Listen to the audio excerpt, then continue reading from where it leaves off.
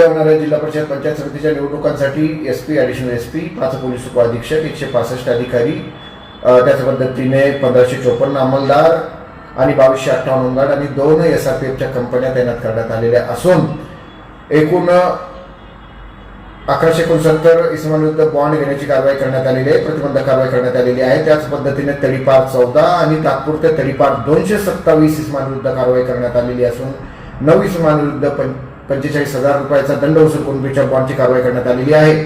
या ठिकाणी प्रत्येक वाहन असे 130 वाहन CCTV आणि PA सिस्टीमने सुसज्ज असून विशेष म्हणजे 2 गरुड वाहन आमच्या ताफ्यात दाखल झालेले आहेत, त्याद्वारे सर्वकडे सर्व्हिलन्स ठेवला जात आहे। 17 ड्रोनने नजर ठेवली जाणार असून एकूण 1800हून अधिक कॅमेरे नेत्र प्रकल्पाद्वारे लावण्यात आलेले आहे। संपूर्ण जिल्ह्यात त्याद्वारे या पूर्ण प्रक्रियेवर नजर ठेवण्यात आलेली आहे। निष्पक्ष आणि निर्भय वातावरणात निवडणूक पार पाडण्यासाठी परभणी पोलीस दल सुसज्ज आहे। जय हिंद, जय महाराष्ट्र।